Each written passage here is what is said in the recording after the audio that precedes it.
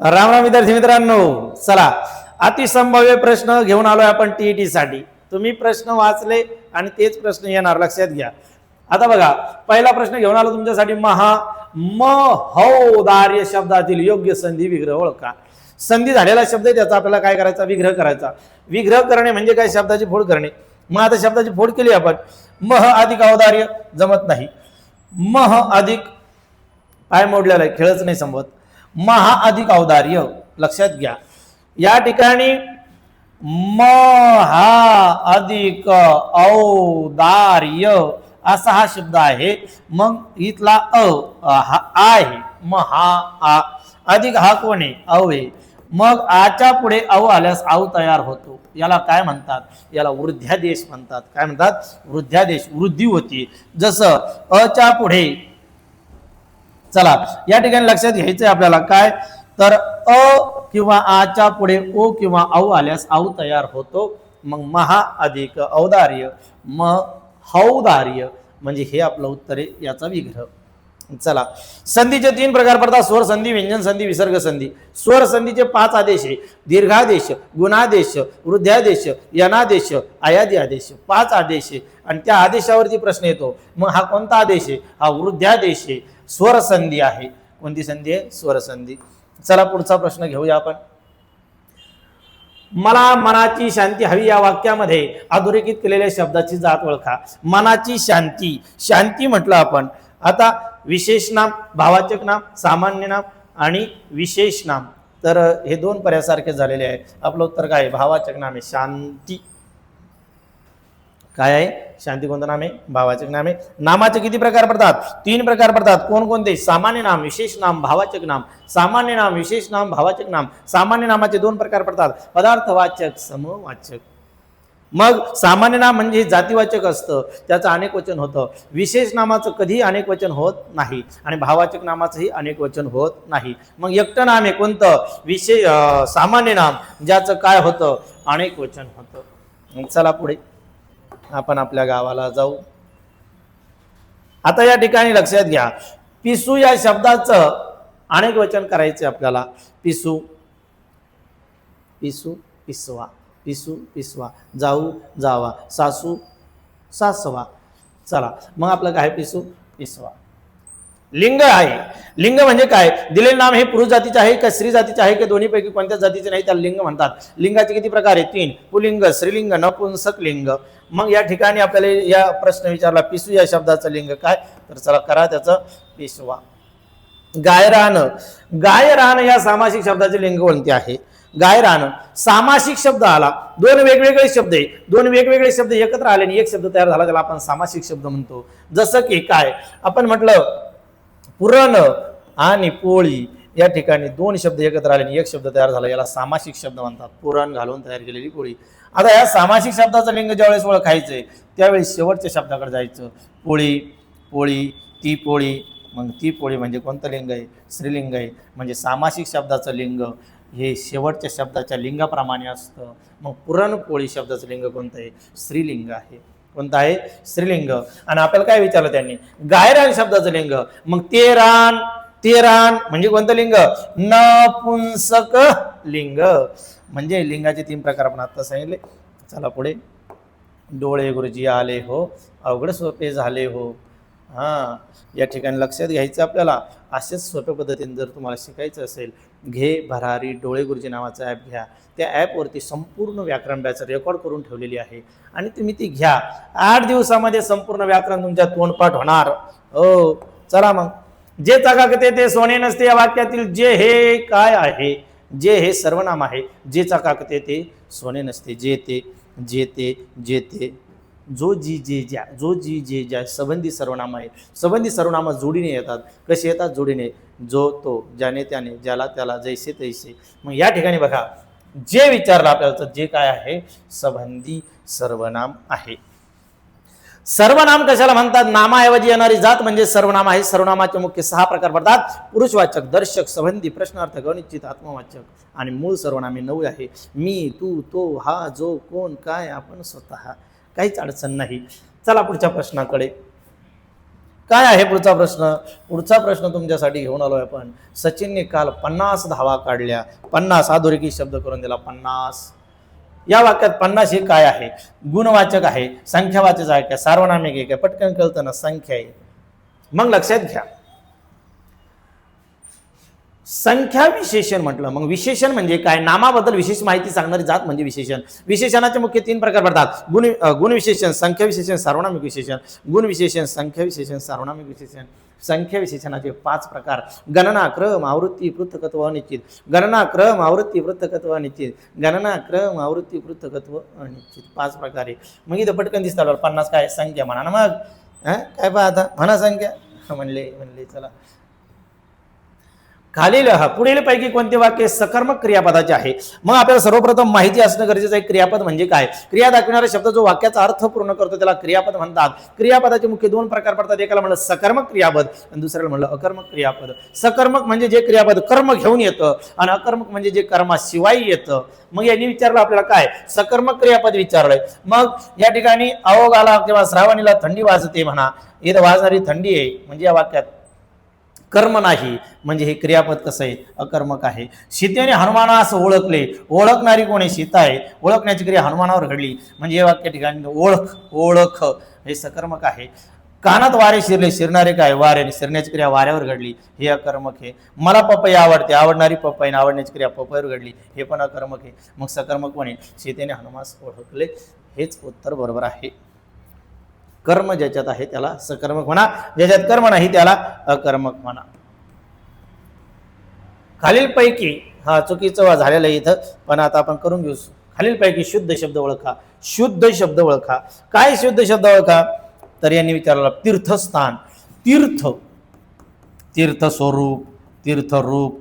आईवडिलास तीर्थरूप म्हणतो ना आपण. तीर्थरूप हे आईवडिलांना असतं. तीर्थस्वरूप पत्र लिहिताना. मग तीर्थरूप. तसं तीर्थस्थान म्हटलं या ठिकाणी, म्हणजे या ठिकाणी तीर्थस्थान हा शब्द असा पाहिजे. म्हणजे हा कसा आहे? अशुद्ध आहे. तीक्ष्ण हा शब्द बरोबर आहे. तिखट, या तीला पहिली वेलांटी पाहिजे. तिखट. तत्काळ पाहिजे होते. तत्काळ. तर मग आपलं उत्तर काय पाहिजे? तीक्ष्ण. बाकीचे सर्व चुकीचे आहे.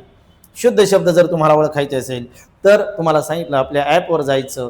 त्या ॲपवर कोणता ॲप आहे बघा, हे घे भरारी डोळे गुरुजी या ॲपवरती महाराष्ट्रातील शुद्ध लेखनाचा कोर्स तयार करणारे पहिले डोळे गुरुजी. व्याकरणाचे हजारो कोर्स भेटतील तुम्हाला, पण शुद्ध लेखनाचा भेटणार नाही. आणि तो आपल्याकडे. चला मग, म्हणूनच म्हणतात काय? डोळे गुरुजी आले हो, अवघड सोपे झाले हो. चला, भित्रा माणूस यासाठी खालीलपैकी कोणता अर्थ अलंकारिक शब्द पाहिजे. काय चुका करते हे लोक? पैसे भोगड येते घे. थांबा, उद्या बोलतो यांना. चला, अर्थ अलंकार नाही, अलंकारिक शब्द म्हटलं याने. कोणाला? भित्रा माणूस. बॉम्बल्या विंचू म्हणा. चंदूलाल शियांदाड शिपाई. शियांदाड शिपाई म्हणजे काय? भित्रा माणूस शिव दिसतो शियांदाडासारखा फक्त. चला, उत्तर काय मग? शियांदाड शिपाई. चला गुरुजी, पुढं चालायचं. TET पास व्हायचं आहे आपल्याला. हे प्रश्न तुम्ही एकदा पाहून घ्या, असेच प्रश्न येणार आहे. जीवाचे रान करणे यासाठी समानार्थी वाक्प्रचार सांगा. वाक्प्रचार सांगायचा आहे कशाचा? जीवाचं रान करण्याचं. हाडाची काळं केली आपण म्हणतो, अरे बाबा आम्ही हाडाची काळं केली तुमच्यासाठी. हाडाची काळं केली म्हणजे खूप काय केलंय? तर जीवाचं रान करू काम केलेलं आहे. मग हाडाची काळं करणे 1 नंबरचं उत्तर. त्याला चित्र काढता येत नाही. या वाक्याचा प्रकार ओळखा. चित्रच काढता येत नाही म्हणजे त्याला. मग येत नाही. करणरूप म्हणजे होकारार्थी असतं, अकरणरूप म्हणजे नकारार्थी असतं, विधानार्थी आणि प्रश्नार्थी. तर पटकन कळतं आपल्याला हे नकार येत नाही. अकरणरूप. करणरूप आणि अकरणरूप क्रियापदाचे 2 प्रकार हे लक्षात घ्या बरं का.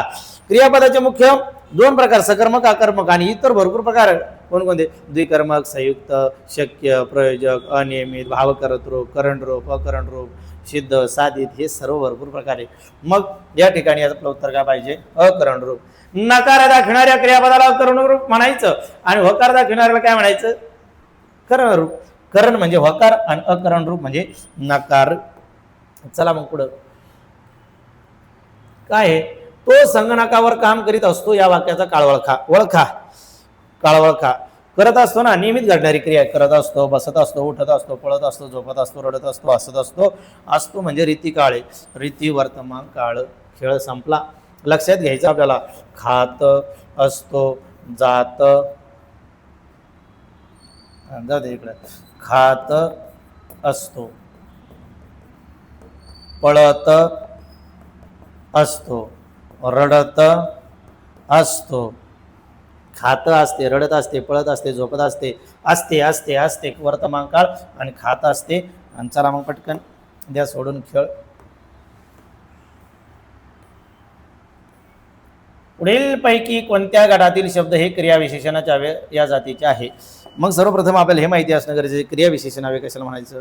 क्रियेबद्दल विशेष माहिती सांगणारा शब्द जो हवे राहतो त्याचं नाव क्रियाविशेषण हवे. क्रियाविशेषणाचे मुख्य 2 प्रकार पडतात. एकाला म्हणलं अर्थमूलक, एकाला म्हणलं स्वरूपमूलक. अर्थमूलकचे 6 प्रकार पडतात. एकाला म्हणलं काल, स्थल, रीती, संख्या, प्रश्न, निषेध. गुरुजी असं कशाला सांगू राहिले बघ तुम्ही. चला मग जलद आणि हळू. आपण लोक काय सिद्धांत जलद धावतो. सिद्धांत जलद धावतो. कसा धावतो? जलद.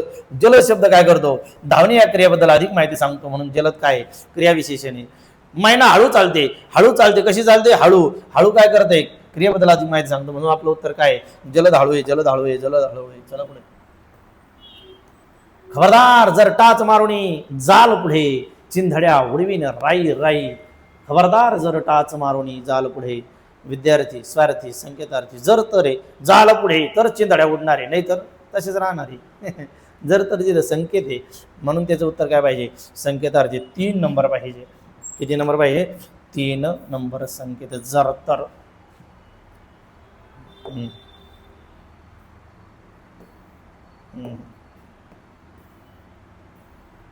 प्रश्न क्रमांक 15. अटके पार झेंडा लावणे या वाक्प्रचाराचा खालीलपैकी अर्थ कोणता? अटके पार झेंडा लावणे. लावला का झेंडा? आपण लय झेंडा लावला हो त्याने, पराक्रम केला त्याने. अटके पार झेंडा लावणे. अटक. अटक कुठे आहे? पाकिस्तानात वाटतं अटक. अटके पार झेंडा, पराक्रम करणे. हा वाचण्याचा भाग आहे. वाक्प्रचार असेल, समानार्थी, विरुद्धार्थी, समुदर्शक म्हणे, या वाचण्याचा भाग आहे. वाचत राहा. त्याच्यावरती एक प्रश्न 100% परीक्षेला विचारल्या जातो जातो जातो. खालीलपैकी किती शब्द अशुद्ध आहेत ते मोजा. अशुद्ध शब्द सांगितले आपल्याला. मग आता या ठिकाणी आपल्याला कळतंय पटकन. घोषित, घोष, घोष, घोषित, चतुर, चतुर तत्सम शब्द आहे. चिरंजीव, चिरंजीव. मग हा चुकीचा आहे. पुन्हा चूक भूल चुकीचा आहे. पुन्हा चिरंजीव चुकीचा आहे. 3 चुकीचे म्हणजे किती बरोबर आहे? 4 बरोबर आहे. कोणकोणते? घोषित बरोबर 1, चतुर बरोबर 2, छापील बरोबर 3, जवाहर बरोबर 4. नाही, घोषित चूक आहे म्हणजे 1 1, त्यानंतर हा 2, हा 3 आणि हा 4. म्हणजे आपलं उत्तर किती पाहिजे? 4.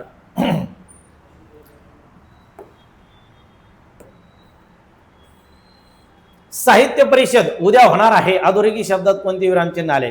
विरामचिन्हावरती 100% प्रश्न विचारला जातो. पूर्णविराम असेल, स्वल्पविराम असेल, अपूर्णविराम असेल, अर्धविराम असेल. पूर्णविराम वाक्याच्या शेवटी दिला जातो. पटकन हे पूर्णविराम आहे, या अर्धविराम आहे, या अर्धविराम आहे, हे अपूर्णविराम आहे, हा स्वल्पविराम आहे, हे तुमचं आवडतं प्रश्नचिन्ह आहे, हे उद्गार चिन्ह आहे. चिन्ह माहिती असणं गरजेचं आहे. मग हे कोणतं येतं? अपसरण, संयोग, काकपद, लोपचिन्ह. लोप नाही, सहयोग नाही, मग सहयोग चिन्ह आहे. सहयोग कुठून आला इथं? साहित्य परिषद, जो हिला जोडण्याचं काम केलं म्हणून त्याला काय म्हणा? संयोग. पक्षी झाडावर बसला होता या वाक्यातील अधोरेखित शब्द जात ओळखा. पक्षी झाडावर बसला. झाडावर, झाडावरच लागून आलं. वर हे अव्यय आहे. वर हे अव्यय कशाला लागलं? नामाला लागलं. झाडावर म्हणजे या ठिकाणी शब्दयोगी अव्यय. शब्दयोगी अव्यय, शब्दाचा अव्ययाशी योग घडून तयार होणारा शब्द म्हणजे शब्दयोगी अव्यय. आपण पुढे, पुढे घेतलं आणि घरला जोडलं. घरा पुढे. समोर घेतलं, दारा समोर. अव्यय जोडून आलं. दारा, दारा समोर. पटकन म्हणायचं त्याला शब्दयोगी अव्यय. किती नंबरचा? 19 नंबरचा. 11वा रुद्र या अलंकारिक शब्दाचा खालीलपैकी कोणता अर्थ होतो? कारस्थान करणारा, अतिशय तापट माणूस. 11वा रुद्र.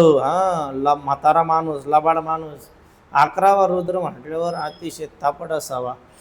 अतिशय तापट रुद्र अवतार. चला इथं तुम्हाला काही वाटलं तर मला सांगा, बदललं तर. चला 20वा प्रश्न सुरू होतोय.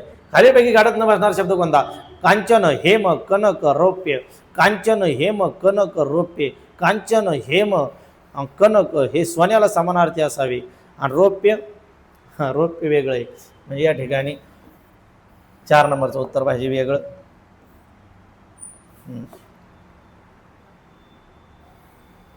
किती नंबर? 21 नंबरचा प्रश्न. लहान वैरे भाऊ, लहानपण देगा देवा मुंगी साखरेचा रवा. खालील दिलेल्या शब्दापैकी जोडाक्षर असलेला शब्द कोणता? अंडज, गृह, पार्थ.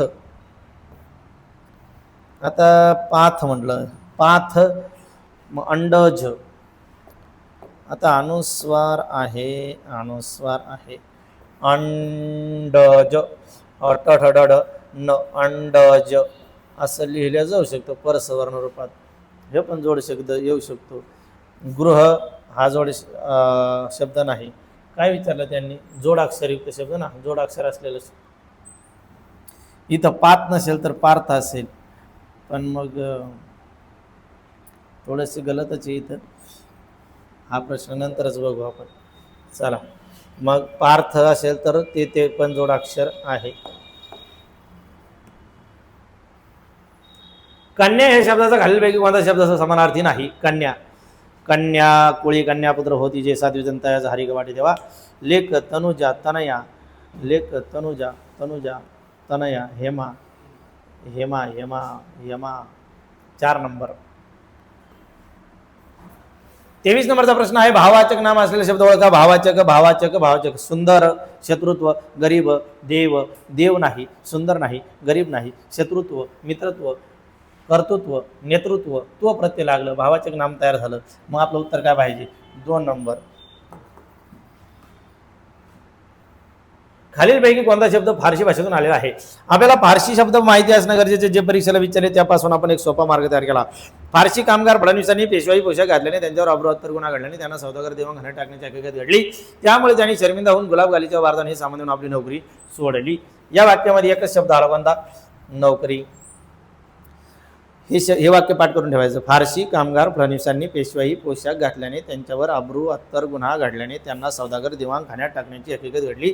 त्यामुळे त्यांनी शर्मिंदा होऊन गुलाबगालीच्या वार्ताने सामान देऊन आपली नोकरी सोडली. फारसी शब्द नोकरी आहे. तुम्ही नोकरीला आहे सध्याला फारसी भाषेतला शब्द घेऊन चाललेले तुम्ही नोकरीला. शेवटचा प्रश्न घेऊन आलोय. पाभ ही गनादुदे माठीर कालनीत. चला मन करायची तयार. लावा डोकं. चला. काठी मारल्याने पाणी दुभंगत नाही.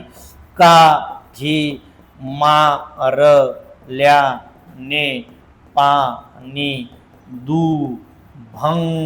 दुभंगत नाही अशी म्हण तयार झाली. काठी मारल्याने पाणी दुभंगत नाही म्हणजे वेगळे होत नाही. म्हणजे जे आपले हे त्यांना किती दूर लोटलं तरी ते वेगळे होऊ शकत नाही. म्हणजे काठी मारल्याने पाणी दुभंगत होत नाही. त्यांनी सांगितलं म्हण तयार होते. त्या म्हणीचे शेवटून तिसरे अक्षर कोणते? शेवटून तिसरे 1 2 आणि 3 त. चला असे प्रश्न 100% परीक्षेला विचारतात. म्हणी 100% असेच विचारले जातात.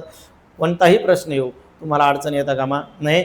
मग प्ले स्टोअरला जायचं, घे भरारी डोळे गुरुजी टाकायचं, पटकन ॲप घ्यायचं. त्या ॲपवरती फक्त उद्याच्या दिवस 50 रुपयाला बॅच आहे, ती घेऊन टाका.